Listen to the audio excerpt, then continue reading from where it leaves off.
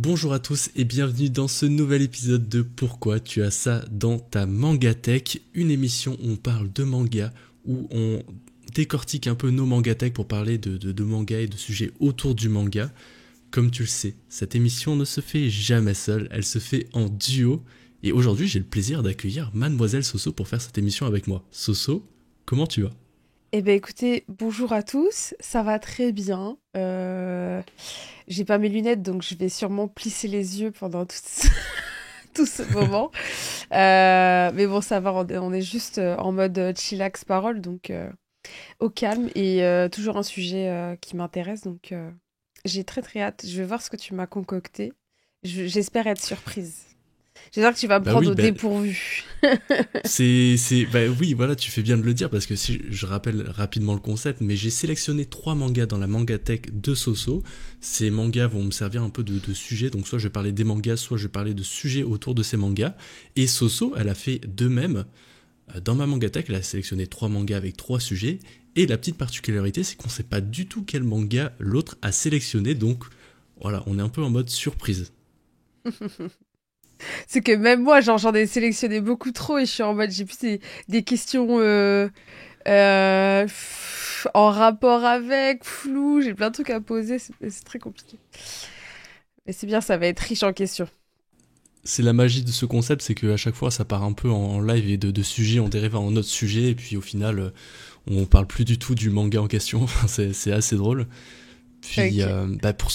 ouais, puis juste je voulais faire une petite présentation pour ceux qui connaîtraient pas. Peut-être encore Mademoiselle Soso si ça existe sur ma chaîne, mais pour ceux qui la connaîtraient pas, c'est, je pense, pour la résumer, la Hokage du manga game, je pense que ça résume bien. Mais si on veut aller Ouais! plus en... Ouais. Mais si on veut aller un peu plus en profondeur, tu es une créatrice de contenu qui parle de manga et d'anime. Tu as notamment une chaîne YouTube où tu partages ta passion pour ce domaine-là. Et en vidéo notable, moi, que j'ai bien aimé dernièrement, si ça peut donner envie aux gens, mais tu as fait une interview avec Tetsuro Araki, je crois qu'il s'appelle. Oui, t'es Et sur avec... c'est le réalisateur de SNK et de Death Note, donc c'est pas rien. Non. L'interview est intéressante et si je peux vous donner envie de la regarder, vous allez comprendre pourquoi c'est important d'avoir son permis de conduire pour être réalisateur d'animé. Voilà. De ouf! C'est que l'anecdote, je suis en mode pardon. Les dessous du Non, métier, des fois, t'es en mode quoi? Et un autre point qui donne envie de regarder l'interview, c'est il va vous expliquer pourquoi personne, et d'ailleurs ça c'est quelque chose qu'on ne savait pas, mais personne ne voulait faire Death Note. Et vous allez comprendre l'aspect technique derrière le fait que personne, lorsqu'il y a eu la réunion, n'a levé la main pour le faire à part lui. Voilà. Ouais, non, tu fais bien de le dire. Non, franchement, interview intéressante. Et aussi une vidéo que j'ai beaucoup aimée, qui je pense intéressera aussi tous les membres de ma communauté.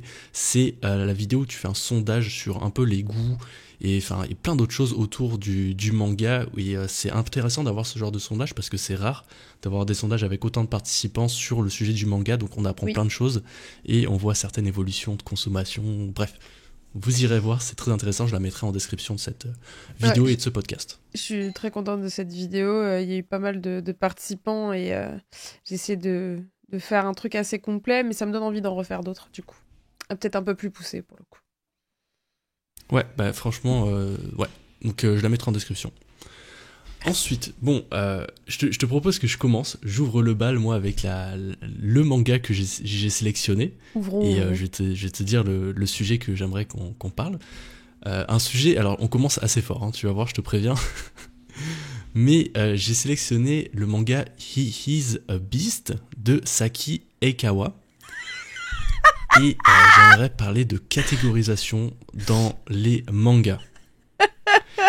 Donc catégorisation shoujo, shonen, seinen. Ok, je suis explosée. En fait, je me suis dit lequel il a choisi, et t'as choisi He's a Beast, et genre je suis en mode quoi? Je m'attendais à tout, mais à tout sauf à celui-là. Genre vraiment incroyable. Ok, on commence très bien. J'aime bien, Alors j'aime bien, j'aime bien. je l'ai sélectionné parce que t'aimes beaucoup l'autrice Saki Oui, Aikawa. t'as dû voir que j'ai quasiment toutes ces seules C'est ça, trouvé. t'as tous ces mangas. Puis Ouais. alors moi, spoiler alert, je connais pas du tout. On en Mais parlera vu tout à qu'on entend l'heure, t'inquiète, parler, j'ai prévu mes questions. Mhm. aïe aïe aïe. Mais voilà, donc Catégorisation dans le manga, qu'est-ce que t'en penses toi? Shoujo, seinen, comment c'est dans les magasins? Pourquoi on met les shoujo d'un côté, les seinen d'un côté, les shonen d'un côté? Vas-y. Alors, mon avis dessus, c'est que faut comprendre que cette catégorisation, elle est très ancienne. C'est-à-dire que elle date d'il y a... attends. 50 ans 60 ans même. Ouais, 60 ans. Et en fait, c'est une catégorisation qui, pour moi, qui existe au Japon et pour le Japon, tu vois.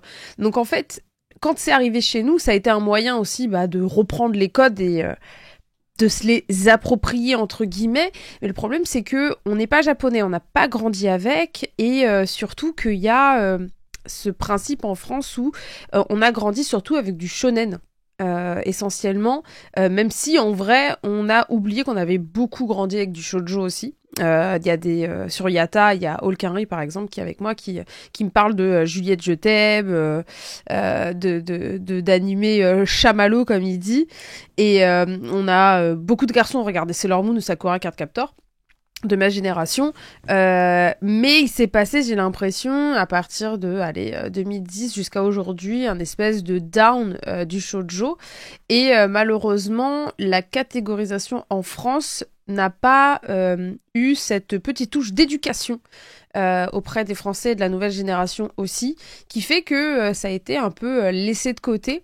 Et on a surtout stigmatisé, catégorisé et étiqueté cette catégorisation de façon un peu, on va dire, primaire. C'est-à-dire que même pour certaines maisons d'édition, du coup, le shoujo, c'était en rose sur le dos du manga. On va tout de suite mettre un côté rose, bonbon, romance. C'est pour les jeunes filles. Donc, ça ne va évidemment pas intéresser un garçon, et c'est tellement dommage, surtout que au-delà de ça, je trouve qu'il y a un problème au niveau, comme je disais, au niveau de l'éducation par rapport à ces genres, c'est même pas des genres, c'est vraiment de la catégorisation, de la classification, on va dire éditoriale, qui est la base pour des magazines de prépublication, hein, mais où on va essayer de cibler vers qui ça va se tourner, mais en vrai ça veut absolument rien dire, parce qu'aujourd'hui il y a autant de filles que des garçons qui vont apprécier Naruto, donc finalement c'est pas que pour les jeunes garçons.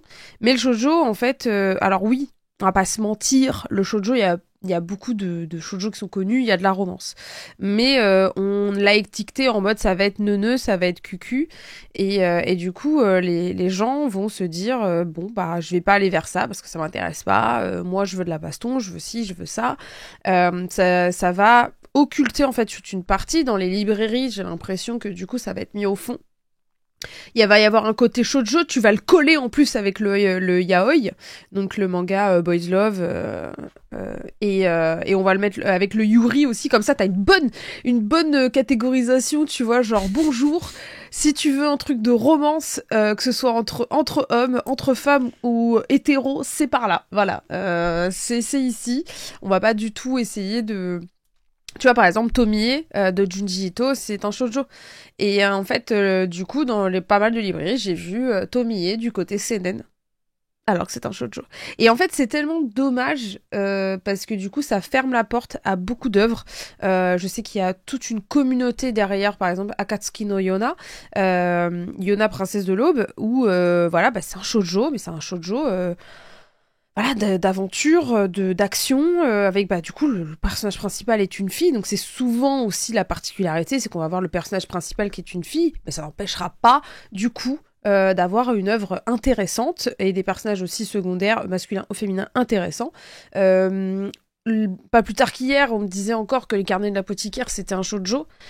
Non, c'est un seinen, c'est pas parce qu'il y a une fille que forcément c'est un shoujo.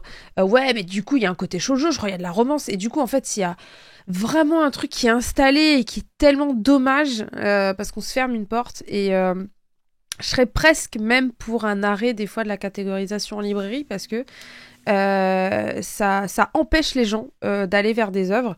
Alors que moi, je me rappelle à une époque, des œuvres comme Vampire Knight, qui ont tellement marché, et pourtant c'était même pas encore licencié en France, en animé. On regardait à l'époque en illégal parce qu'on n'avait pas toutes les plateformes de distribution qu'on a aujourd'hui de streaming. Je me rappelle, moi c'était en 2006-2007 quand je regardais ça sur Dailymotion. Et c'est un shoujo, mais du coup, c'est un truc de vampire, il y a de l'action, c'était incroyable, c'est sombre et tout, c'était trop bien. Et tout le monde regardait ça. À la Japan Expo, il y avait des cosplays de Vampire Knight partout. Et les mecs et les meufs regardaient, et c'était du shoujo, et on s'en tapait. En fait, c'était juste bien. Mais aujourd'hui, j'ai l'impression que... Oh. Et il y en a qui vont être fiers en disant, tu sais... Oui, moi j'ai regardé Your Lie in April, j'ai grave kiffé ce shoujo, c'est un shonen frérot, je suis fatiguée. En fait, on va se dire shonen c'est forcément la baston, alors que non, le seinen c'est forcément Berserk. Donc non, en fait t'as des œuvres comme Blue Flag, qui sont des slice of life, school life avec de la psychologie, des relations humaines et tout, mais c'est un seinen, voilà. Je veux dire, c'est dommage parce qu'on se met des barrières et je suis vraiment pour cet arrêt de la catégorisation en France. Le temps de s'éduquer un petit peu dessus parce qu'on n'est pas japonais, on n'a pas grandi avec. Et du coup, on se ferme pas mal de portes et pas mal d'œuvres. Je pense notamment à Akane Torikai qui va faire du shoujo et du seinen, qui est une mangaka absolument incroyable. Si vous aimez du Inyo Asano, si vous aimez des œuvres un peu poussé, très cru, qui rentre vraiment dans le vif du sujet, où il n'y a pas du tout de fioriture, c'est cette œuvre-là, et du coup, on va se dire, de toute façon, vu qu'en couverture, c'est une fille, et que c'est écrit par une fille, ça doit être forcément du shoujo, on le met de côté, et c'est une façon de penser un peu miso et fermé, je trouve ça un peu dommage, donc ouais, moi, ça me saoule. Voilà, désolée, j'ai un peu trop parlé. Ah non, mais franchement, c'était trop intéressant et je pense que t'as pas mal résumé le sujet. Moi, pour répondre à ça, je préviens, je vais commencer par être l'avocat du diable et ensuite je vais retourner ma veste. Vas-y, je Voilà, t'écoute. comme ça, je le dis. Mais en fait, moi, il fut un temps, quand je commençais un peu les mangas, je trouvais que cette catégorisation, elle pouvait m'aider parce que je savais entre un shonen et un seinen la différence et je savais que si je m'orientais sur un seinen, j'allais plus savoir ce que je recherchais, c'est-à-dire un côté un peu plus poussé, un peu plus réfléchi qui me manquait des fois avec les shonen. Ouais. Et il y avait une partie de mon cerveau qui ignorait complètement les shoujo parce que comme tu disais, c'est rose, c'est des amours des fois entre deux garçons, des trucs, et ça m'intéressait pas du tout. Et j'étais comme les shoujo, j'ai pas besoin de savoir ce que c'est. Donc ça, c'était moi avant. Puis là, hop, je retourne ma veste. Et comme tu dis, j'ai découvert finalement que les shoujo, c'était pas juste des histoires d'amour. C'était pas juste voilà des mangas tout roses et tout ça, et avec des jaquettes vraiment flashy. C'était plus que ça. Et aussi, comme tu dis, je trouve que c'est un énorme frein, parce que ça l'a été pour moi, et ça l'est peut-être toujours un peu pour moi, cette catégorisation, mais aussi, on pourrait même extrapoler avec un autre sujet sur les bandes dessinées, où par exemple le mot comics, les gens sont réfractaires à ça, et des fois, on va dire le succès d'une bande dessinée va être scellé juste parce que c'est associé à un comics, juste parce qu'il y a le mot comics dessus, et c'est pas pour rien qu'il y a une maison d'édition au niveau des bandes dessinées qui avant s'appelait 404 Comics, qui maintenant va se renommer 404 Graphics, parce que le mot graphique sonne un peu mieux à l'oreille des gens, ça fait un peu moins peur, ça rebute un peu moins. Plus et donc, quali voilà, presque, tu sais. Ouais, non, c'est ça, t'as cette petite note, et du coup, t'as ce mot comics qui est un peu banni, qui va être de plus en plus banni, même chez iComics, je sais pas comment eux ils vont faire, mais ils ont lancé leur nouvelle catégorie graphics et tout ça, donc on voit que même les éditeurs, en tout cas au niveau de la bande dessinée, ils se rendent compte que les catégorisations, des fois, ça peut être important, parce que ça peut sceller le sort d'une œuvre, et qu'il faut faire attention avec ça. Et je trouve qu'avec le manga, on est un peu sur ça. C'est genre, si tu sors un shoujo avec, comme tu dis, le rose, le côté rose, tout ça, tout ce qui va avec, tu peux avoir scellé le sort de ton manga. Alors qu'il y a des shoujo, comme tu l'as dit, où on sait même pas que c'est des shoujo, où on penserait pas que ce soit des shoujo, mais par exemple, toutes les œuvres de Junji Ito sont quasiment des shoujo. Banana Fish aussi, si tu vois la couverture, je crois que c'est une couverture jaune, ouais. tu sais, t'as l'impression que c'est un seinen, tu vois. Moi, je pensais que c'était un seinen, après, ah non, c'est un shoujo, ok. Tu vois, donc t'as ouais, comme tu dis, on n'a plus forcément besoin de cette catégorisation parce que des fois on peut passer à côté d'œuvres vraiment incroyables juste parce que c'est un shoujo, vas-y, je vais pas le lire. Ouais. Alors que même des fois en plus, bon, moi je dis ok, le côté romantique ça m'intéresse pas, alors que des fois je me surprends à, par exemple dans Dan Dadan, à plus apprécier le côté on va dire relation avec les deux protagonistes que des fois les batailles avec les monstres, tu vois. Oui. Ça, je suis totalement d'accord. Donc ça veut rien dire, tu vois, ça c'est pas parce que c'est de la romance que en tout cas moi pour moi je vais pas aimer, et je pense que plein de gens sont dans mon cas finalement aussi à ce niveau-là. Puis bah je te rejoins, la catégorisation dans les mangas, bah, est-ce que ça serait pas un peu trop dépassé? Est-ce qu'on serait pas sur des formats un peu plus hybrides et au final tout le monde peut aimer, enfin peut s'orienter Complètement. sur plusieurs choses quoi. Complètement, parce qu'aujourd'hui, tu vois des œuvres, par exemple, comme Dan Dan, qui abordent presque tous les genres. Il y a du slice of Ouais. life, il y a du school life, il y a de la romance, il y a de l'action, il y a de la SF, il y a de l'horreur. En fait, l'auteur en a rien à faire. Et en fait, moi, ce qui peut aussi aider à aller vers le shoujo, c'est que la particularité du shoujo, et en tout cas des magazines de prépublication shoujo qui font que c'est annoté shoujo et que arrivé en France, ce soit du coup catégorisé shoujo, c'est que ces magazines-là ont une liberté aussi scénaristique et une liberté au niveau des auteurs qui est beaucoup plus... c'est beaucoup plus flexible, c'est beaucoup plus ouvert que par exemple si t'allais dans un Shonen Jump où il y a des codes très carrés. Ou du coup, quand tu veux sortir de ces codes, bah du coup, on va dire que tu seras pas dans le magazine, mais tu seras dans le Jump Plus, dans la version numérique, là où est Dan Dan Dan, là où est Chainsaw Man actuellement. Il y a quand même des magazines où des fois, tu as des codes très très carrés. Là où dans le seinen, par exemple, c'est beaucoup plus ouvert, beaucoup plus simple. Vinland Saga était un shonen à la base, puis après, il s'est barré dans le seinen parce qu'en fait, il avait trop de codification au niveau shonen et lui, il voulait partir dans ce qu'il voulait. Le shoujo, il va y avoir déjà pas mal d'autrices aussi qui sont peut-être rejetées aussi de certains magazines où on va se dire on préfère avoir des auteurs hommes, ou quand ce sont des femmes, elles vont changer de nom et ne pas donner leur genre pour pouvoir être publiées. Le shoujo, lui, c'est une catégorie qui va accueillir un peu tout le monde. Tu peux faire ce que tu veux. On est hyper ouvert sur les sujets. Et en plus, bon, t'as pas mal de magazines différents. T'en as certains avec des ADN différents, mais je prends des shoujo comme Nana. C'est un shoujo pourtant qui a vraiment mis d'accord tout le monde et je pense que c'est une œuvre, c'est même pas de la romance pour moi, c'est un manga de musique qui aborde forcément la musique amène au sentiment, à la psychologie, à plein de choses. Donc en fait, c'est juste, on se met pas de barrière dans le shoujo, on aborde plein de choses et des fois c'est aussi un moment au niveau lecture shoujo, j'arrive à me poser, à me retrouver, je me retrouve moi-même, je retrouve des fois des sensations, des sentiments qui sont hyper forts et hyper agréables aussi à ressentir et hyper importants aussi pour avoir ces moments de calme, de retour aussi sur soi, que je retrouve des fois dans le shoujo School Life et Slice of Life. Et pour les garçons, ça peut aussi permettre de comprendre les filles. Là, je m'adresse vraiment à des collégiens ou des lycéens ou même des jeunes adultes qui ont un peu de mal avec leur relation avec les filles.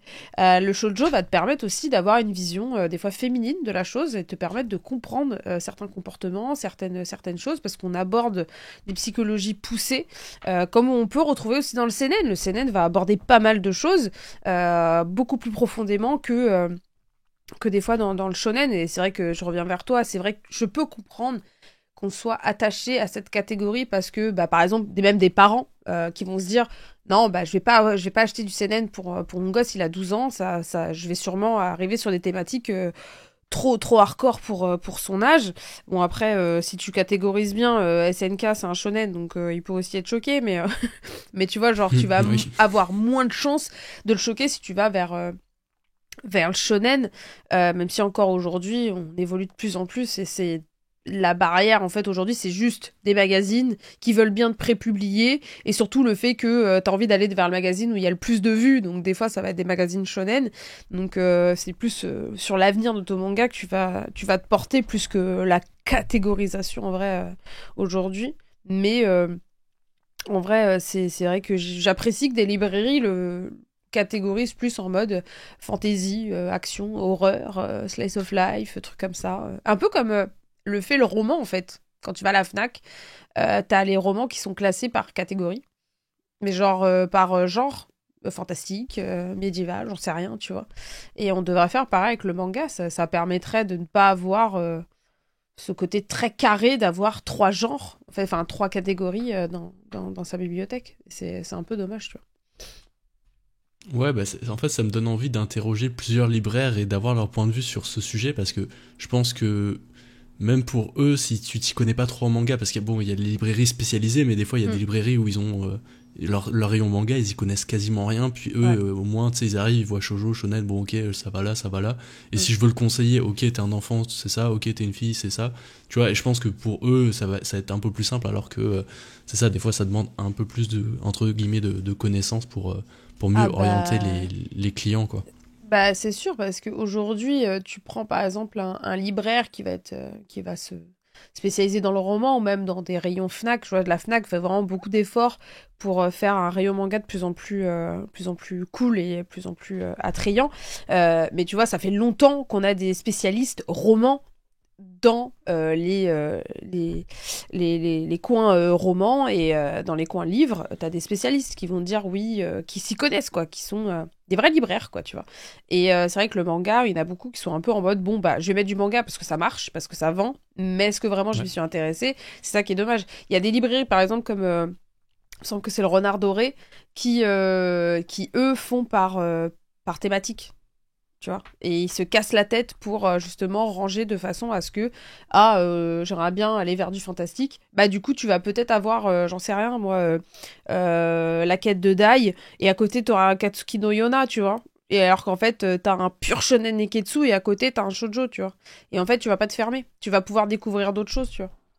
Et je trouve ça vraiment plus agréable et mieux parce qu'on est sur un down un peu du shoujo récemment, et je trouve ça trop dommage parce que c'est des œuvres, il y a vraiment plein de choses, et c'est se fermer à une catégorie, à un genre, même si je sais que le shonen est ce qui vend le plus, mais ce serait bien de pallier à ça et d'éduquer un peu, et c'est ce qu'on essaye de faire aussi nous sur les réseaux, tu vois. Moi je sais que c'est un combat que j'essaye de mener en mode vous arrêtez pas la catégorie, juste ouvrez les pages, regardez le synopsis, ça peut vous intéresser les gars, genre vraiment. Ouais, Et il y a de tout, un tu très bon peux combat. taper des barres dessus, tu peux chialer, tu peux découvrir plein de choses. Faut pas se fermer dans le manga. Il faut pas. Non, ouais, je pense que t'as tout dit là sur ce sujet, t'as bien conclu. Je pense on peut passer à ton manga, si tu veux, enfin un manga que t'as sélectionné. Alors, attends, par lequel je vais commencer? Ah, tu sais qu'en plus tu m'as un peu coupé de court parce que j'allais te demander justement, parce qu'en fait quand je regarde toutes les œuvres Aïe que aïe tu aïe, as, bah, c'est c'est là où vrai je vais qu'il me y faire a engueuler. zéro shoujo. Genre, zéro. Attends, il me semble que tu n'as pas Tomie. Ah si, tu as Oui, oui, Tomie. Tu as un Tomie. oui, Tu as Tomie, tu as un shoujo. Je suis fière de toi. j'ai l'amour, la mort aussi de Junji Ito. Oui. En note Junji Ito. Sensor, je crois. Bah, en fait, je les ai Sensor, je crois tous que là, c'est tous celui. ceux qui sont sortis avec Mangetsu, donc je les ai tous. Mais après, ouais, c'est vrai qu'en plus shoujo, ouais, c'est l'amour, la mort et Tomie Donc on est qui vont, plus on va sur dire. de l'horreur, quoi. Ouais. Ok. Et Non, bah non, ouais. alors juste, bah, après t'as un peu répondu à la question tout à l'heure. T'as été un petit peu fermé. Est-ce qu'aujourd'hui tu serais ouvert sur une proposition shoujo pour compléter ta collection manga? Non, mais totalement, parce que, en fait, moi, mon expérience avec les shoujo, comme je t'ai dit, donc il y Mm. avait le mois d'avant, au tout début, moi, hop, je mettais ça de côté, c'était pour les filles. Ensuite, il y a eu cette curiosité, mais le problème, c'est que, alors, j'avais fait un concept de vidéo où je passais 24 heures, enfin, où je passais une nuit blanche dans une librairie de manga. Ouais. Et dans cette vidéo, j'ai sélectionné un moment où je me suis dit, bon, bah tiens, ça va être une bonne occasion de découvrir des shoujo, parce que là, il y en a plein autour de moi. Vas-y, Mhm. et j'ai pris Nana et un autre, je ne me souviens plus. Ah. Et bon, ma grosse erreur, c'est que j'ai commencé à lire ces mangas autour de peut-être, il était 3h, 4h du matin. Et je suis quelqu'un Mhm. qui se couche très tôt, donc pour moi, 3h du matin, c'est hyper tard, j'étais full fatigué. Et Ouais. bon, bah, je me filmais pendant que je regardais, enfin, pendant que je lisais le manga, et Mhm. je me suis endormi dessus.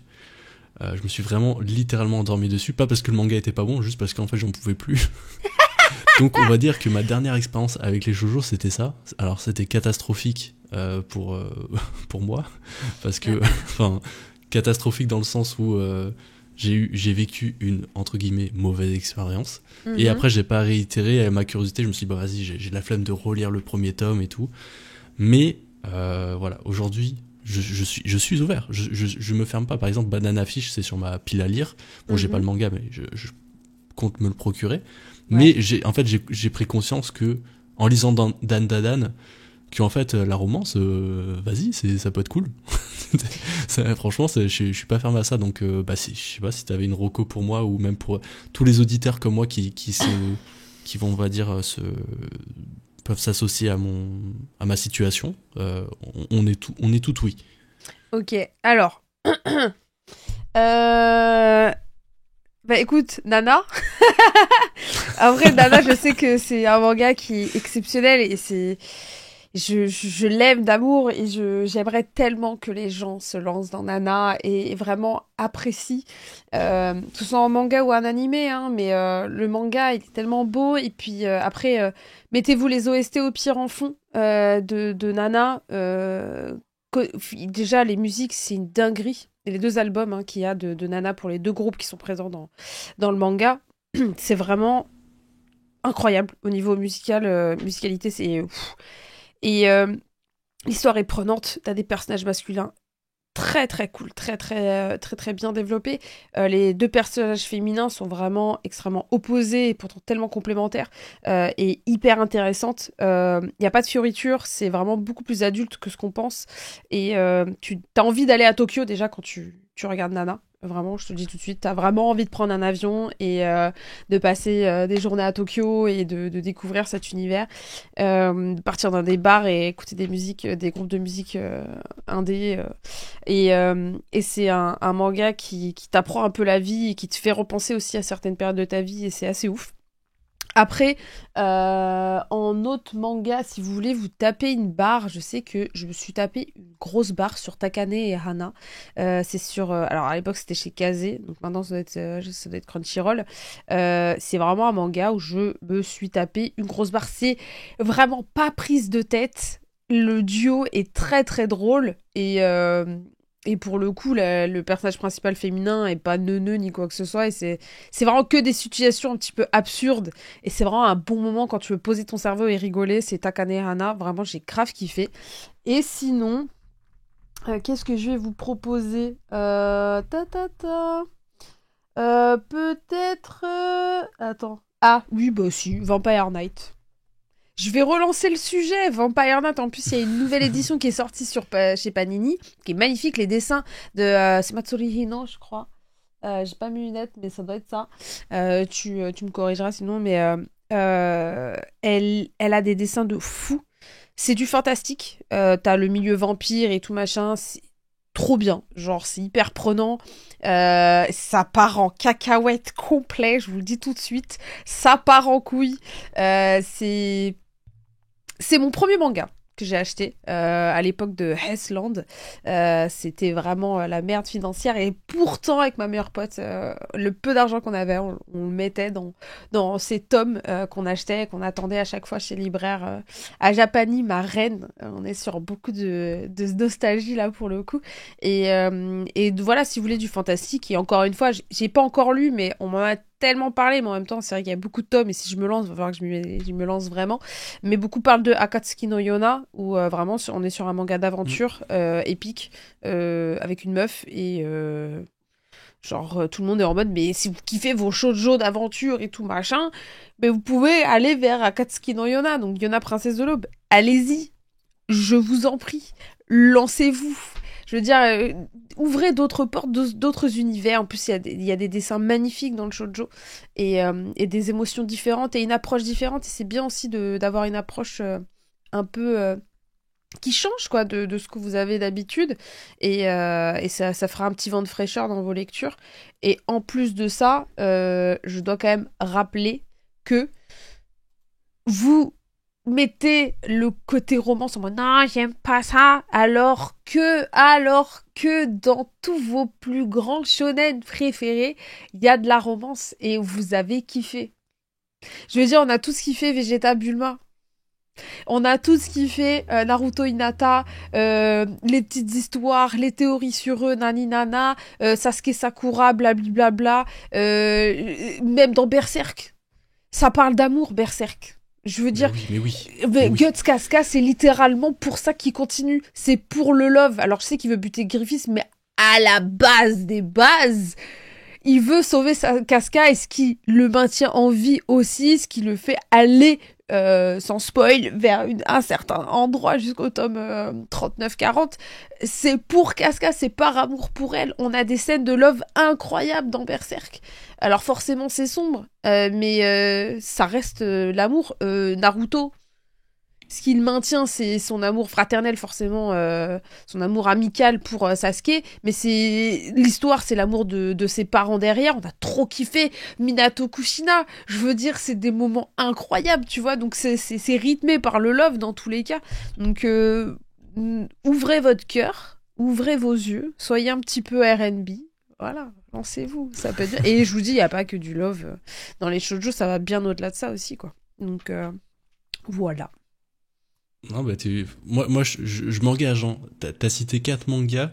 D'ici la fin de l'année, j'ai lu l'intégrale de au moins 2 d'entre eux. Merci Et beaucoup. bien sûr, je donnerai un retour et je pense m'orienter sur Vampire Knight et Ouais. sur Nana parce que bon bah voilà, c'est un peu la référence, j'ai l'impression. Et bon bah je me suis endormi sur le premier tome, pas parce que c'était pas intéressant, parce que en fait c'était une mauvaise idée de les lire à 4 heures du matin. Oui. Mais voilà, donc franchement, je prends les suggestions et je vais aussi embrigader des gens de ma communauté dans cette aventure. Je vais pas y aller tout seul, C'est donc important. non, voilà, c'est noté. Merci beaucoup. Et en fait, en fait le pont avec le prochain manga que j'ai sélectionné, il est enfin la transition est toute faite. T'en as un peu parlé juste avant. En fait, j'avais sélectionné Vampire Knights, mais pas Bah, du tout nickel. mais pas du tout pour parler de shoujo, parce que là, je pense on a fait 30 minutes sur ça, Oui. donc là, je pense on va parler d'autres choses, et ça tombe bien, parce que en fait, je voulais parler d'autres choses avec Vampire Knight. Tu l'as dit, c'était le premier manga que t'as acheté, c'est ton premier manga, et on Ouais. sait qu'on est tous attachés à peu près à ces mangas, et comme tu l'as dit, au début, bah forcément, des fois, on peut être un peu en galère et tout, et c'est pas facile de s'acheter tous les mangas qu'on veut. Ouais. Et moi, en fait, je voulais dire à toi, Soso, genre, la Soso d'aujourd'hui, non, Oui. pardon, la Soso d'avant, la Soso qui venait d'acheter le Vampire's Night, Ouais. comment elle verrait la situation de la Soso aujourd'hui qui, maintenant, reçoit des mangas en service presse, a peut-être un peu plus de place et de moyens de se prendre les mangas que tu veux. Par exemple, aujourd'hui, si tu veux un manga, tu peux te le prendre.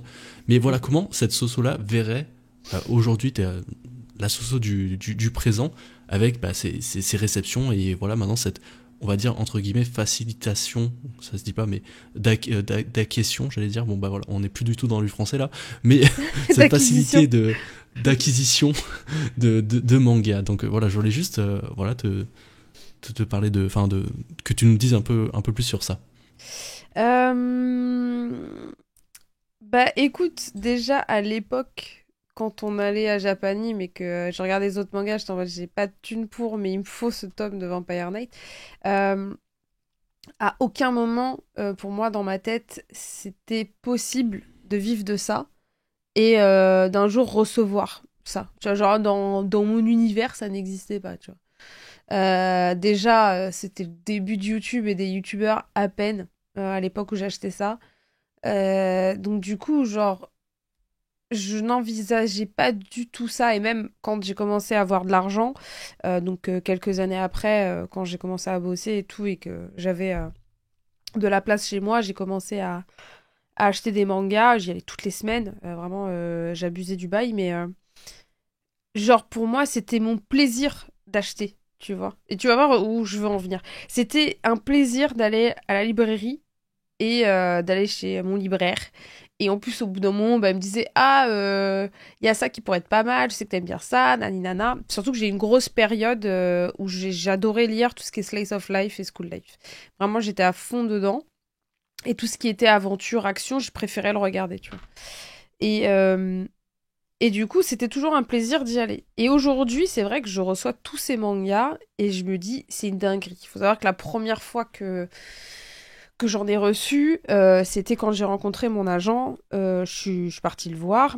Et en fait, on a discuté, il a dit qu'il voulait me produire, entre guillemets, naninana. Et en fait, il me dit, tiens, ça c'est pour toi. Et là, il me donne un énorme sac Kaba. Et c'était un sac Kaba rempli de manga Kiyun. Et j'étais en mode, pardon. Et en fait, c'était comme si il y avait Noël en avance. J'étais là en mode... oh. Et en fait, tu sais, c'est comme si je voyais tout cet homme, il y avait un chiffre, il y avait un, tu sais, un cling de, tu vois, de cashier, de... Ouais, je vois tout à fait. Tu vois, genre, pour dire, là, tout ça, c'est pour moi et c'est gratuit. Et genre, tout ça, là, je vais kiffer. Ok. Et j'étais comme une ouf. Et je me disais, mais c'est incroyable. Genre, vraiment, en fait, il y a beaucoup de gens qui pensent que on est là, on reçoit les mangas, on les lit même pas tous. Alors oui, on ne peut pas tous les lire parce qu'au fait, aujourd'hui, j'ai la chance de pouvoir travailler avec beaucoup de maisons d'édition. Et forcément, ils nous envoient. Après, on n'est pas obligé de tout aimer, de parler de tout, parce que je ne vais pas parler de tout et n'importe quoi. Il y a des choses que je n'apprécie pas forcément, que j'ai pas accroché.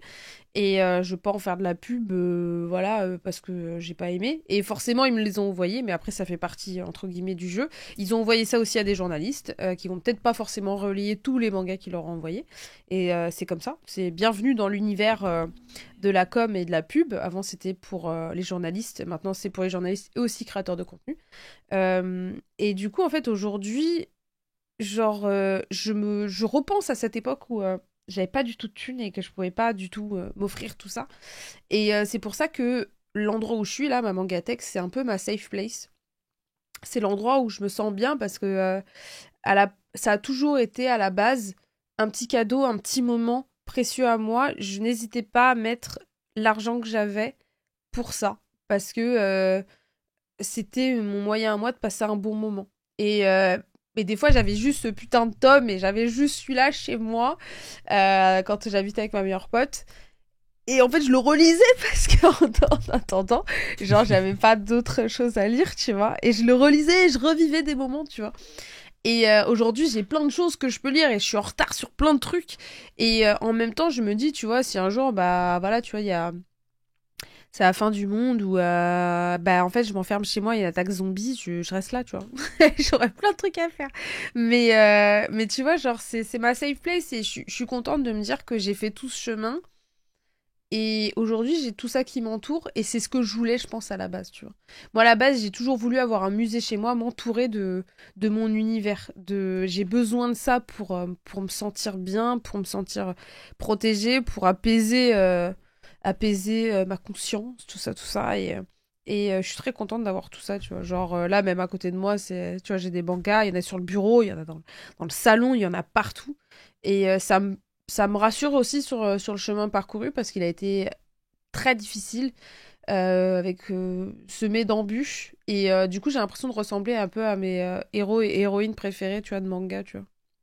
Où ils partaient de loin et finalement, à la fin, tout ce qu'on voulait, c'était un peu un happy ending. Je suis pas sur le ending de toute façon encore aujourd'hui, mais je me rapproche entre guillemets, d'un idéal où j'ai ça et c'est ce que je voulais, tu vois, je pense à l'époque. Mais forcément, quand je fais le gap entre cette période-là et aujourd'hui, oui, je suis passée sur un autre univers, tu vois. Donc c'est assez spécial, mais je chéris ces moments-là, ce qui me permet de mieux apprécier ce que j'ai aujourd'hui, en vrai. Ça n'a jamais été normal d'avoir plein de mangas pour moi, tu vois. Donc c'est Ouais, assez bah, cool, en vrai. c'est pour ça justement que j'avais cette question. Tu sais, c'est beau, tu sais, de se dire, ok, quand tu commences les mangas, ok, alors des fois il y en a, c'est parce que les parents veulent pas. Des fois il y en a, c'est parce qu'ils ont pas d'argent. Des fois c'est parce que c'est moins accessible. Et ça peut être dur pour certains de commencer les mangas. Donc moi je vois beaucoup de gens qui mettent en commentaire, ah, t'as de la chance d'avoir ça, de trucs. Et tu sais, je les comprends parce que moi je suis passé par là dans le sens où j'avais juste Naruto. Voilà, déjà j'étais très content d'avoir Naruto. J'ai commencé par Naruto et j'avais que ça. Et comme toi, je relisais les tomes en boucle et voilà, c'était très cool. Et après, bah, plus tard, il y a le moi du futur qui est créateur de contenu, qui maintenant reçoit les tomes, qui a reçu bah, justement l'édition Okage. Et tu sais, je me mets à la place du jeune Alexis qui se dit ah mince, tu vois, tu lisais Naruto à ton tendre âge, et à ton plus jeune âge, puis là, Ouais. boum, tu reçois de la même maison d'édition. Tu sais, il y a quelque chose de ah ouais, quand même, enfin, c'est quand même stylé. Et d'un autre côté, il y a aussi cet aspect que ben Des fois on reçoit peut-être un peu trop de choses, ou des fois même on achète un peu trop de choses, Ouais. et on savoure un peu moins. Et je reviens sur un truc que tu as dit, c'était le plaisir. C'était un plaisir d'aller acheter ces Ouais. tomes-là. Tu sais, quand tu commences un peu à avoir ton argent, ton indépendance financière, tout ça, Mm. tes achats, ça, tu peux te permettre un peu d'acheter des mangas. Et on sait que c'est dur des fois parce que les mangas sont de plus en plus chers et tout ça, mais on a quand même ce plaisir. Et comme tu dis, c'est aussi un plaisir d'aller en librairie, de feuilleter, d'acheter ce que tu peux, ce que tu veux. Et ouais, il faut garder ça aussi en tête, ce plaisir-là. Et je sais que c'est pour beaucoup, c'est un plaisir. Et beaucoup aussi ont de la curiosité parce que bah, toi, tu fais pas ce format-là, mais un des formats qui marche le mieux pour, on va dire, les créateurs de contenu manga, ça va être les achats manga. Les gens sont Ouais. aussi intéressés par ce que tu achètes et tout ça, à ce niveau-là. Donc, il y a aussi cette curiosité.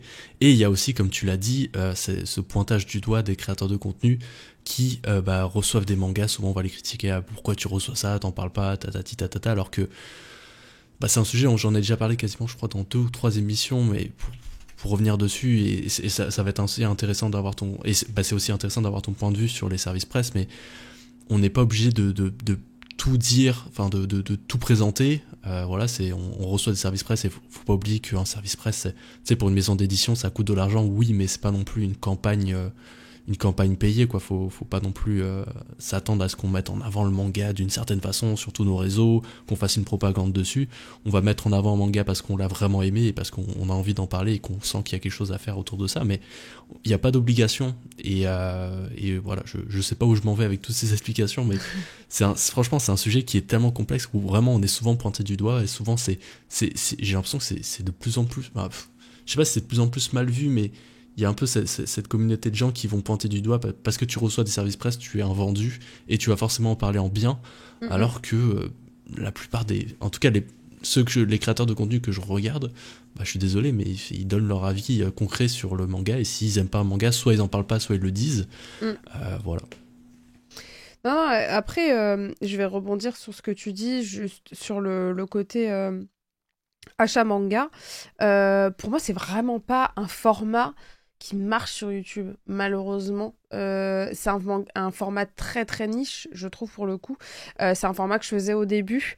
Et finalement, j'ai vu que c'était un format qui plaisait à une partie de ta communauté, c'est sûr. Mais c'est vraiment pas un format qui va te mettre sur le devant de la scène et qui va faire que ta chaîne va augmenter. Justement, elle va se nicher de ouf sur le côté achat manga. Et c'est cool, tu vois, parce que tu mets en avant des trucs et que c'est un format un peu presque podcast parce que tu vas parler du manga, t'as pas besoin forcément de faire du montage de fou. Après, ça dépend comment tu montes ta vidéo. Moi, je sais qu'à l'époque, j'essayais quand même de mettre quelques planches, des petits trucs comme ça, mais c'est pas toujours easy. Mais c'est un format, justement, on en parlait d'autres créateurs, qui est trop niche, quoi. Et en fait, je sais qu'il y en a, ils sont en mode, ouais, j'adore ça, si t'écoutes ta commu. Mais en vrai, alors, déjà de base, si t'écoutes ta commu, ta chaîne cool. Littéralement. C'est vrai.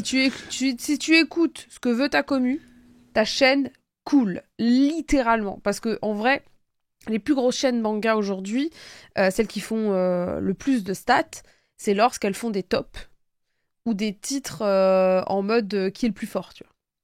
Ouais, ouais. Et c'est pour ça que moi, je suis en mode je suis fatiguée. Les tops, ça me fatigue. C'est pas mon bail parce que j'ai pas envie de rentrer du tout dans un délire, qui est le plus fort et un combat de puissance et tout le tralala, ça me casse les pieds.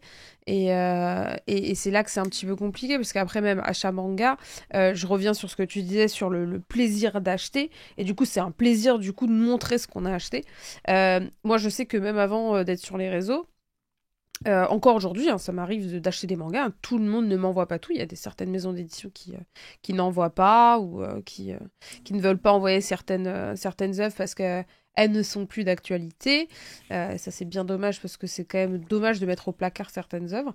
Oh que oui. Bon, je ne citerai pas de maison, mais voilà. Le truc, c'est que même avant, je me retrouvais à acheter. Et même là, en fait, j'avais cette espèce de plaisir d'acheter alors que je sais que j'allais pas tout lire. Et je me retrouvais avec des piles comme ça qui s'entassaient, alors que la semaine d'avant, j'avais déjà fait la même chose. Et vu que je travaillais en plus à l'époque, bah en fait, ton temps de lecture, c'est dans le métro. Et encore, je faisais le micro-sommeil parce que laisse tomber, j'étais claquée. Et Et le soir, tu peux prendre le temps de lire un truc, mais souvent je le faisais une fois que j'étais au lit et tu t'endors. Du coup, c'était que dans des moments de répit que je pouvais lire ça. Et c'était compliqué, mais j'étais quand même contente de me dire que j'avais acheté. J'étais contente d'avoir dépensé, de me dire les mangas, ils sont à moi. C'est un peu un syndrome, et je pense que beaucoup de personnes l'ont. Oui. Littéralement, Oui. dès que t'as un peu de thunes, t'es content d'avoir dépensé 50-60 balles à la librairie, t'es en mode ah là, j'ai mon petit lot de manga, je suis content là. Tu t'es là, tu flânes dans le truc, t'as envie de te prendre des suites, mais en même temps, est-ce que je me prendrais pas une petite nouveauté? Voilà, tu vois. Et c'est toujours un plaisir, tu vois, et je le fais toujours. Mais après, c'est vrai que nous, en tant que créateurs de contenu, ça fait bizarre. Je suis en mode, j'y vais, je suis en mode, ah, ah ça c'est chez qui? Ah mais ça je peux le demander. Et c'est insupportable parce que j'aurais aimé le prendre, tu vois. Et je me dis, bon, ça fait toujours des économies, tu vois. Mais je me dis, et j'entends encore la voix de certaines personnes ou de mon agent qui me dit, pourquoi t'as acheté? Et pourquoi t'as acheté? T'envoies un mail. Et je suis en mode, je sais pas, je voulais acheter, je voulais Ouais, l'avoir c'est tout de long suite. d'écrire un mail, attendre C'est de le long d'écrire un recevoir. mail, C'est ouais. long. Donc ouais, c'est... Mais oui, pour la partie achat manga, c'est vrai que c'est un format qui presque me manque un peu parce que... Mais en fait, aujourd'hui, je reçois plein de trucs et en fait, il aurait fallu que je lise tout de ce que j'ai acheté pour en parler parce que je vois pas l'intérêt aussi, par exemple, de faire une vidéo achat manga et de dire écoutez j'ai acheté ça, ça a l'air bien, je préfère donner mon avis directement. C'est là que moi je me rappelle au début de ma chaîne, j'étais plus en mode je vous propose 3 mangas. Et même ça, c'était vraiment parmi les vidéos les moins regardées. Et malgré que les gens ils sont en mode ah j'aime trop ce format, j'aime trop ce format. Mais faut pas se leurrer. Les gens vont te dire, vont te mettre cette espèce de culpabilité d'aller vers des sujets peut-être un peu plus mainstream ou d'essayer de faire des titres putaclic pour ramener des gens vers une vidéo et après d'approfondir le sujet, plutôt que de faire des trucs, tu sais, un peu, tu vois, un peu niche, faisons évoluer le manga, mais en fait, personne va voir ça, c'est ça le problème. Donc ça reste ultra... On est déjà dans une niche et on se niche dans la niche, tu vois. C'est un sujet qui est assez compliqué, mais moi, je passe mon temps et c'est extrêmement pesant de se remettre en question tout le temps, mais je passe mon temps à chercher un nouveau concept ou une nouvelle façon de mettre en avant quelque chose pour ramener un lecteur, enfin pour ramener des viewers vers un manga qui à la base ne les intéresse pas, tu vois. Ouais, Et bah, on l'a vu justement bah, avec les dernières vidéos que t'as fait. Alors, c'est des animés, mais ça peut tout. Ils ont leur manga aussi, mais par exemple, Solo Leveling et je crois que c'était Les Carnets de l'Apothicaire. Ouais. T'en avais parlé. Et en fait, et moi, ces vidéos, je les ai vues et tout ça, et j'étais surpris parce que je me suis dit, c'est dur maintenant, aujourd'hui en France, de faire une vidéo sur un manga qui en plus, est... Bon, alors, Solo Leveling et Carnet de l'Apothicaire, c'est plus trop niche, là, ça a commencé à bien péter justement avec leurs animés, mais c'est dur de faire une vidéo sur un manga et que les gens cliquent dessus, c'est chaud, et j'ai vu que les vidéos, en tout cas, je sais pas si par rapport à tes autres vidéos, elles ont peut-être un peu moins bien marché, mais en tout cas, moi, quand je vois les nombres de vues, je suis comme, ok, bah c'est quand même encourageant de voir qu'il y a autant de gens qui s'intéressent à ces mangas-là, parce que c'est rare, ouais, justement, qu'une vidéo sur un manga, et quand tu annonces quel manga c'est, que les gens cliquent dessus, tout ça, et s'y intéressent, c'est chaud. Ouais, bah après, je te cache pas que les 3 dernières que j'ai sorties, c'était 3 dernières vidéos que je les ai pas mal taffées, j'ai essayé d'étayer mon propos, j'ai essayé vraiment de faire un truc quali, et les 3 dernières ont vraiment flop, quoi, par rapport aux autres vidéos. Là, d'habitude, je fais pas ces stats-là, tu vois. Là où j'étais contente sur le sondage manga, là, elle est à 95 000 vues, donc je suis contente en un mois, tu vois, donc c'est cool. Après, le titre est quand même un petit peu évocateur. Dans la miniature, il y a le mot hentai, forcément. Il y a le mot scantrad.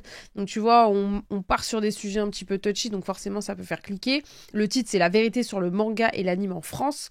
Donc, le terme vérité, forcément, attire un petit peu plus, mais sur les carnets, je suis à 54 000 vues, et Solo Leveling, en 2 semaines, 32 000 vues, ce qui est, ça fait longtemps que j'ai pas fait des stats comme ça, tu vois. Et pour l'interview, pourtant, de quelqu'un qui a fait SNK et Death Note, Ouais. en une semaine, on est à moins de 20 000 vues, et c'est vraiment, elle est 10 sur 10 sur ma chaîne, tu vois. Et C'est pour ça qu'en fait, on se prend la tête et ça nous décourage de ouf. Et après, mon agent, il m'a dit, on s'en branle des vues, continue à faire du contenu qualitatif, c'est pas grave, tu vois. Genre, fais-le. Après, on est quand même assujetti aux stats parce que le problème, c'est que d'un point de vue financier, moins tu fais de stats, moins tu gagnes. Donc forcément, j'ai un loyer à payer. Deuxièmement, si en plus tu as des partenariats sur les vidéos et qu'elles flopent, c'est compliqué. Ça peut arrêter des partenariats ou des intégrations YouTube. Ça fait aussi que certains vont venir sur ta chaîne et vont voir qu'il y a une baisse de vues, donc ils vont peut-être moins vouloir travailler avec toi, parce que leur but à la base, c'est de faire de la pub, pas de donner de l'argent, ils en ont rien à foutre. Hein. Et troisièmement, c'est assez décourageant parce que moins tu fais de vues, moins t'es mis en avant sur YouTube. C'est-à-dire que l'algorithme voit que tu fais de moins en moins de vues, donc il te met de moins en moins en avant. Alors que si t'es une chaîne où t'as des vidéos qui pètent, celle d'après peut péter aussi, tu vois, elle va être un peu plus mise en avant parce qu'ils vont être en mode ça a bien marché, vas-y, ça doit être quelqu'un qui marche bien en ce moment. Et c'est vraiment, c'est compliqué parce qu'en plus à côté de ça, tu vas avoir des gens qui vont te casser du sucre sur le dos dès que tu fais des réacts, trucs comme ça, parce qu'on te le demande et que tu sais que ça marche bien et qu'en plus ça t'amuse de le faire. Et dès que tu fais du contenu un peu quali, il n'y a plus personne. Là, il y avait du monde pour te taper sur la gueule quand tu faisais des réacts, mais quand tu fais du contenu un peu quali, il n'y a plus personne pour dire « Ah, c'était quali, dommage qu'il n'y ait pas assez de vues, donner de la force. » Non, là, il n'y aura jamais ça, tu vois. Et je trouve ça dommage parce qu'on passe son temps à dire actuellement les créateurs de contenu manga nous représentent mal, vraiment on n'est pas bien servi en France et nanana. Mais de quoi vous parlez? Il y a énormément de contenu manga super intéressant, mais quand on les fait, vous n'allez pas les voir. Quand on essaye de parler d'autres choses ou d'approfondir des sujets de manière intelligente, psychologique, tout comme ça, vous n'allez pas voir. Les vidéos qui font des stats en France, c'est qui est le numéro 1 de l'Akatsuki. Je suis fatiguée. Qui est le plus fort dans Dragon Ball? Je suis épuisée. Si c'est ça que vous voulez, désolé, c'est pas ça que vous aurez. Vous voulez soit rigoler, soit savoir qui est le plus fort. Mais après, vous allez taper sur les personnes qui le font parce que bah du coup, il y a que ça qui marche. Parce que on va pas faire que du contenu qui ne marche pas. Au bout d'un moment, on a envie aussi que notre chaîne pète pour après se dire que notre commu va peut-être aller voir des choses un peu plus intelligentes. Et c'est tellement, mais tellement saoulant, tellement décourageant ce système-là que je vais continuer à le faire. Et c'est pour ça que je suis constamment en train de chercher un nouveau titre, une nouvelle minia, un nouveau truc qui va faire cliquer pour qu'on aille dessus, alors que je ne parle pas de différence de puissance ou de trucs comme ça, tu vois. Et c'est pour ça que la communauté, on revient sur ta première question sur la catégorisation. En France, on n'est pas bien éduqué sur le manga. Je vous le dis, vraiment, on est très mal éduqué sur le manga. C'est catastrophique. On est fermé, on est buté, on est intéressé tout le temps par la même chose. Et quand on essaie de faire autre chose, on ne le met pas en avant. Et c'est tellement dommage. Genre, donc, à qui la faute? Je ne sais pas. Ouais, et en fait moi je pense qu'en France, en fait, on dit que le manga c'est vraiment populaire, mais je pense que l'énorme masse qui s'intéresse au manga s'intéresse juste au One Piece ou au Naruto de ce monde et va pas vraiment chercher plus loin. Et on se dit, ok, ben en France ils sont vraiment fans de manga, mais le manga en tant que tel, ça reste quand même très très niche sur tout ce qui t'enlève, tout ce qui est One Piece, tout ce qui est Naruto, t'as quand même beaucoup de ventes en moins et t'as une communauté en moins. Et je trouve qu'on a aussi un énorme train de retard avec les... par exemple, il y a des youtubeurs anglophones. Ouais. Alors je crois qu'il de nom, il s'appelle Masked Man, je sais pas quoi. Par exemple, lui, il fait des vidéos sur des mangas et sur un manga en particulier à chaque vidéo. Et il fait des stats de malade. Et par exemple, il a fait une vidéo sur Bibliomania, qui est un manga de chez Mangetsu, qui est, bon, tu vois, je sais pas si ça te parle. Masked Man, je crois, un truc comme ça. Tu tapes Masked Man manga sur YouTube, tu vas le voir. Et il fait des stats de malade alors qu'il parle de manga très nichés. Donc par exemple Bibliomania qui est sorti chez Mangetsu l'année dernière, qui est un one shot, qui est très intéressant. Mais moi par exemple, si je fais cette vidéo, bon après j'ai pas son nombre d'abonnés, mais je sais que si je fais cette vidéo, par exemple le chef otaku fait une vidéo sur juste Bibliomania avec en miniature le personnage de Bibliomania qui est Alice je crois, la vidéo va bider alors que sa vidéo à lui, Masked Man, elle a fait des vues de ouf et c'est ça sur quasiment toutes ses vidéos, il va parler de manga de niche, des choses pas trop connues. Alors oui il y a une fluctuation entre entre les vues, entre des mangas un peu plus connus et un peu moins connus, mais il arrive à faire des stats de malade alors que il parle de manga de niche alors qu'en France tu fais ça comme tu dis, bah, tu te tires une balle dans le pied et ce qui a tendance à le plus marcher c'est qui entre Baki Yojiro est le plus fort après ça, qui est donc comme tu dis ça toujours c'est top et tout ça et les gens ont du mal à découvrir d'autres mangas, à être curieux. Je sais pas à quoi c'est dû, vraiment comme tu dis je sais pas, grosse interrogation là-dessus. Là, je suis sur sa chaîne. J'ai du mal à parler là.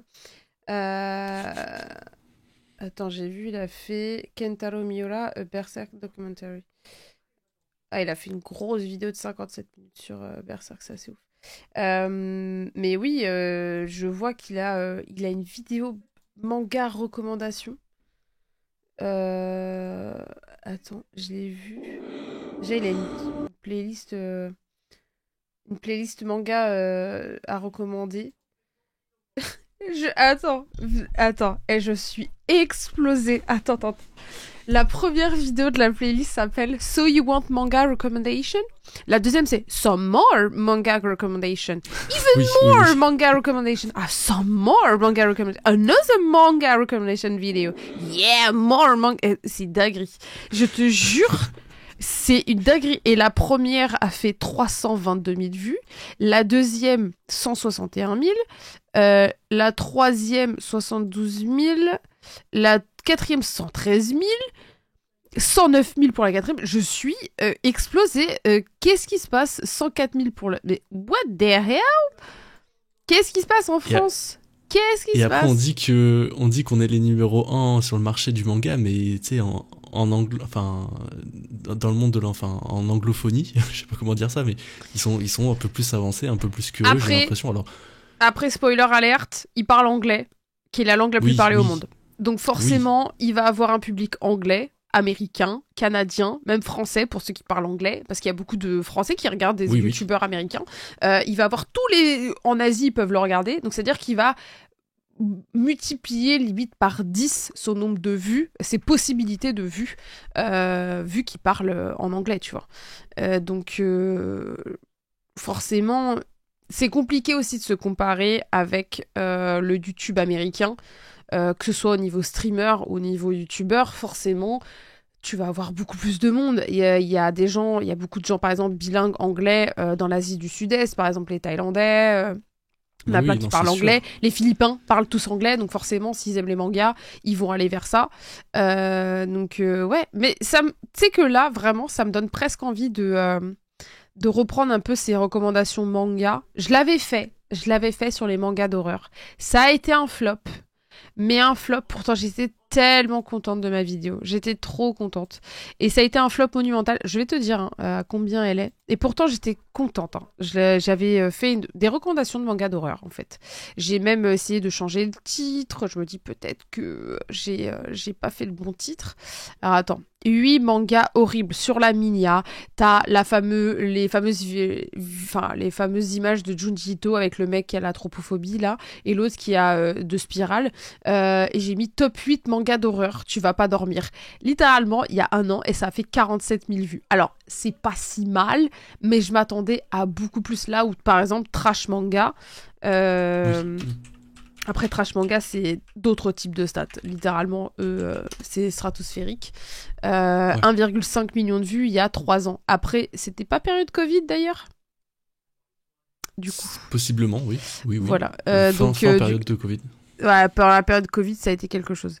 Même, ils ont fait, pareil, dans la même période, ils ont fait le mangaka le plus dérangeant du Japon, Junji Ito, même si je pense que c'est Maruo, le plus dérangeant, mais... Oui. Clairement. Mais tu vois, après, je suis pas toujours forcément d'accord avec ce qu'ils disent, leur top, trucs comme ça. Mais c'est vrai, ils ont un format de vidéo qui est extrêmement attrayant, qui est plutôt cool, qui est en très plus... huilé. C'est très huilé, ça va vite. Leurs miniatures sont extrêmement putaclic, on va dire, et ça marche très très bien pour le coup. Après, par exemple, moi je me rappelle, j'avais essayé une miniature sans mon visage, ça n'avait pas marché. Oh là là, oui, ça c'est un sujet. Ça, oh là là. c'est un sujet. Si j'enlève, moi, par exemple, j'enlève mon visage, il ne clique pas. Si je mets mon visage, pareil. c'est bon, mais une fois, j'ai pas mis mon visage, on m'a dit, mais pourquoi t'as fait ça? Je fais, bah, j'ai voulu tester, parce qu'en fait, en même temps, la miniature que je voulais faire, avec ma tête, ça prenait trop de place. Donc, du coup, et on m'a dit, et j'ai vu, mais ça ne cliquait pas du tout. Et pourtant, je me disais, la miniature parle d'elle-même, c'est le sujet qui t'intéresse. Et finalement, ça c'est un autre sujet encore, mais en fait, il y avait le fait qu'il y a ce besoin de voir aussi la personne à qui tu vas parler, quoi. Donc, ouais, ils ont fait des sacrés stats à ce moment-là, quoi. Mais non, après, Trash, ça fait longtemps qu'ils sont là aussi, et c'est... En plus, ouais, c'est... Non, ça, c'est toute une équipe qui est derrière aussi, à l'écriture, au montage. Ah oui, ils sont beaucoup, ouais. C'est bien huileux, puis les sujets sont super bien choisis, et tu sais, genre, ils vont parler de Junji Ito justement pour pas parler de Maruo, même s'ils le connaissent sûrement, mais ils vont parler de Junji Ito parce que c'est un des peut-être plus connus qui était, il y a 3 ans, commençait à être un peu plus hype avec Mangetsu notamment, donc ouais. tout est bien calculé, quoi. Ça, c'est sûr que ouais, puis, ça peut que marcher, quoi. Forcément, c'est celui que, voilà. Alors que moi, personnellement, j'aimerais bien faire une vidéo sur Maruo, mais il va falloir que, justement, sachant qu'il y a un animé, mais il est interdit, est-ce que, justement, je vais partir sur ce délire, l'animé interdit, pour ramener les gens vers le sujet, vers la vidéo, et là, leur faire découvrir Maruo? T'es obligé de passer par là. T'es obligé de... Mais oui. Tu vois, j'aimerais faire des recommandations manga, deuxième vidéo, encore des recommandations manga. J'aimerais vraiment pas casser le cul comme ça, tu vois, mais ça va pas le faire. J'aimerais beaucoup, mais bon, du coup, ce serait du copier-coller et ce serait pas cool. Mais c'est pour ça que c'est un format que j'ai essayé de faire sur TikTok. C'est des formats que tu essayes de faire en vertical. Et c'est cool. À une époque, ça marchait bien. Je recevais des mangas et j'en parlais. Ça marchait bien. Mais bon, après, le problème, c'est qu'encore une fois, l'algorithme TikTok... Ah ouais. Voilà. C'est encore plus dur que, pour YouTube, là, pour le coup. C'est insupportable. Donc ouais, on est un peu coincé. On essaye de le faire, mais c'est pas facile. Donc voilà. Je sais même pas pourquoi. Attends, on était parti de Vampire Knight. Ouais, non, mais comme je te dis, c'est un format, c'est la magie de ce format, c'est que ça a tendance à dériver beaucoup sur les sujets. Alors, on a déjà 1 heure de podcast. Bon, je ferai pas forcément mes 3 recommandations. J'aimerais juste terminer avec ce sujet qui est intéressant parce que peut-être les gens ils vont se dire, ok, mais vous parlez de stats, de vidéos, de nombre de vues, tout ça, mais est-ce que la passion, tatati tatata, c'est un commentaire qui revient souvent. Ouais, vous en foutez du nombre de vues, faites vos vidéos, mais comme tu dis, des fois, y a des gens qui en vivent. Toi, tu as envie de cette création de contenu, donc la passion, c'est pas ce qui va faire payer le loyer, ni les factures d'électricité. Donc voilà, donc des fois, t'as besoin que quand une vidéo sorte, ça marche. Et aussi, quand on sort des vidéos, nous, on aime trop avoir les retours des gens, essayer de toucher le plus large public possible, justement pour avoir ces retours. Et c'est gratifiant, c'est un peu ta récompense. Ouais. Tu publies ta vidéo, il y a des gens qui font des retours. Quand une vidéo, et comme tu l'as dit tout à l'heure, le fameux 10 sur 10, il fait super mal au cœur. Quand tu le vois, tu te dis, ok, bon, voilà, qu'est-ce que j'ai mal fait? J'aurais dû faire ça, pourquoi j'ai fait cette vidéo? Alors que, comme tu dis, par exemple, ta vidéo sur les interviews, si c'était un 10 sur 10, bon, ça casse un peu les couilles parce que franchement c'est une très bonne vidéo qui parle de sujets très intéressants et en plus les interviews, c'est sûr, ça marche pas trop. En tout cas, j'ai l'impression qu'en France les gens ils s'intéressent pas trop, alors que moi je trouve que c'est une mine d'or d'informations. Et donc t'as constamment cette remise en question, et en tant que créateur de contenu c'est dur de voir que son travail, ok, il déplaît cette fois-ci. C'est dommage. Donc voilà, je voulais juste faire cette petite parenthèse sur, oui, la passion c'est intéressant, tout ça, mais nous, quand tu veux présenter des mangas pas connus, finalement, faut avoir une communauté. Et pour avoir une communauté, ça passe par, voilà, des fois faire des vidéos un peu plus tacliques, essayer d'avoir un sujet un peu plus accrocheur, essayer de faire des vidéos des fois que peut-être c'est pas forcément notre kiff de les faire, mais on sait que la communauté va répondre, va être là pour cliquer et va être intéressée, et ça va te faire découvrir, et ensuite tu pourras présenter des mangas que tu préfères. Donc voilà, je voulais juste faire cette petite parenthèse sur le fait que oui, les nombres de vues, les commentaires, tout ça c'est important. Donc ouais, mais voilà, en fait pas non plus...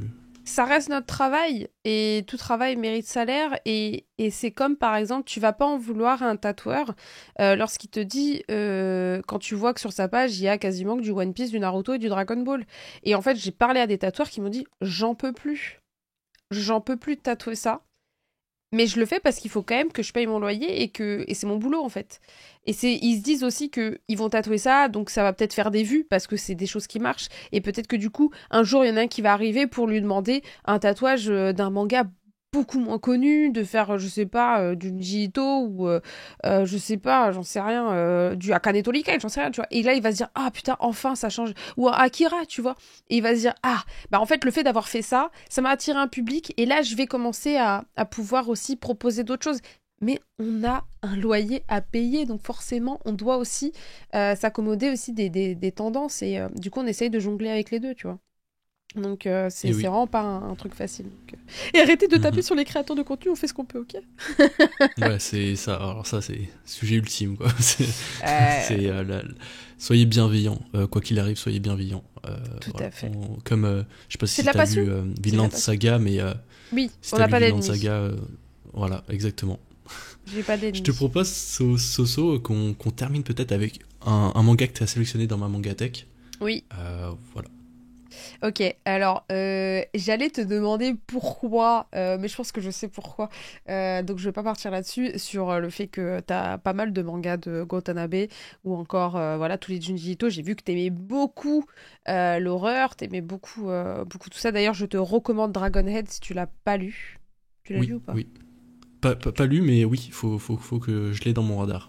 Voilà, Dragonhead, important, très important, ceux qui nous regardent, Dragonhead, sous-coté à l'extrême, incroyable, je me suis pris une gifle, et intersidérale, c'est une des œuvres qui m'a le plus giflé en 2021.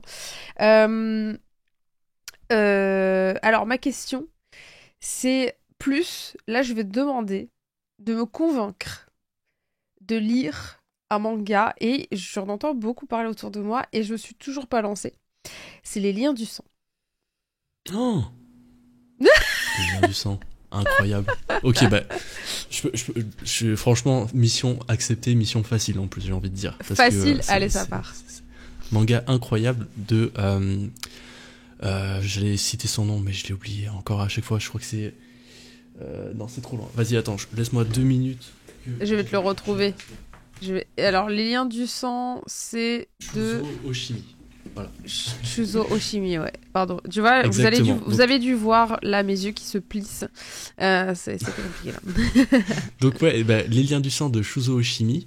Et en fait, ça va tout simplement parler d'une histoire entre une mère et son fils. Le fait est que la mère, elle est hyper protectrice, peut-être un peu trop, peut-être Mhm. beaucoup trop. Et en fait, ça va mener à des déviances de son côté. Elle va faire des choses pour protéger son fils qui sont complètement anormales. Ok. Euh, voilà, je spoil zéro, mais il y a des choses vraiment très badantes qui arrivent dès les premiers tomes. Donc là, c'est vraiment très choquant. Voilà, donc franchement, c'est pas pour tout le monde. Mais si tu aimes les trucs un peu glauques, tout ça, ça peut être intéressant.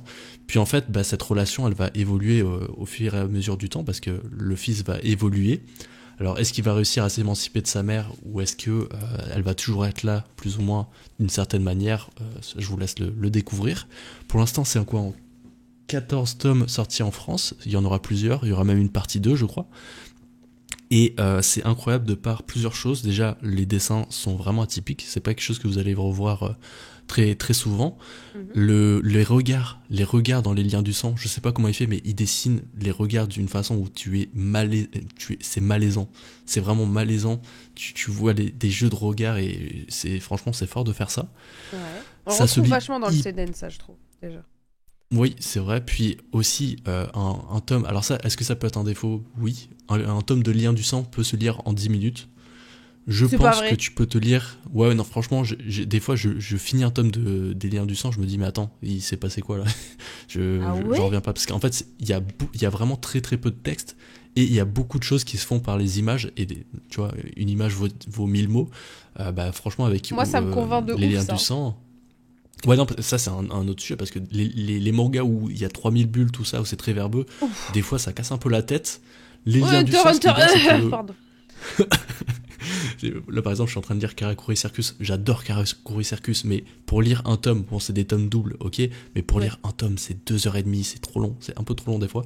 Mais avec les liens du sang, en 2h30, tu auras lu peut-être 5 tomes ou voire un peu la moitié de la série, tu vois, ou même un peu plus. Si tu lis très vite, tu peux limite finir la série en 2h30, 3h. Et je sais que c'est un argument quand t'es créateur de contenu et que tu peux pas tout lire, tout ça, c'est important.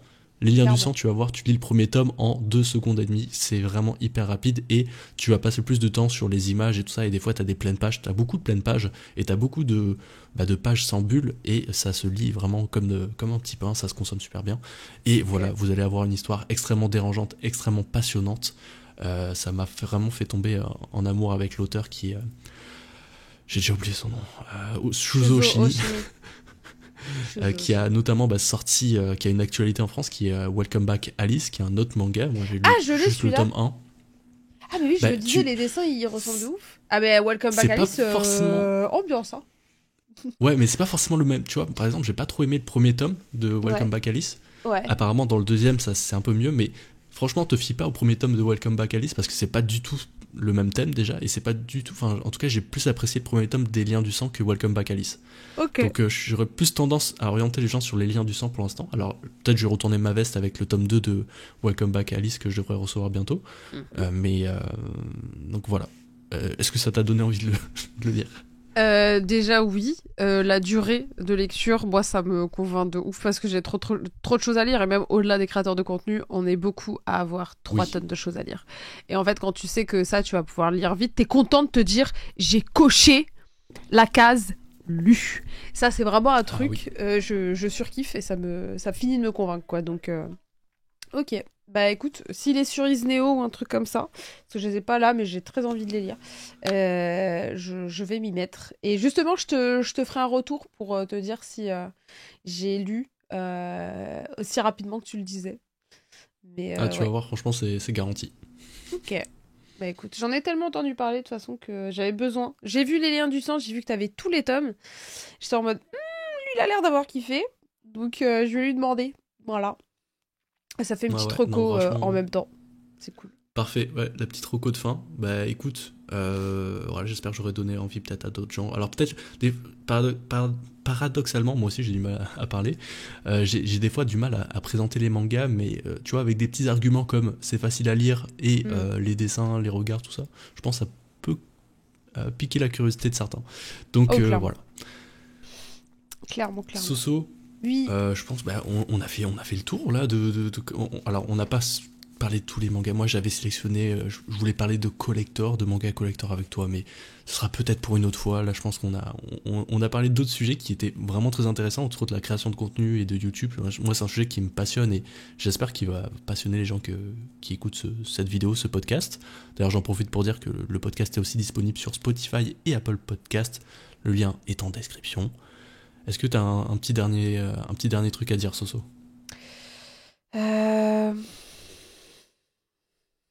Attends, faut que je choisisse bien mes mots.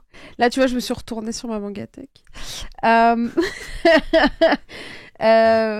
Écoute, je vais essayer de dire un truc. Je vais pas faire une reco manga, quoi que ce soit, parce que je pense que ce que je vais dire va plus englober.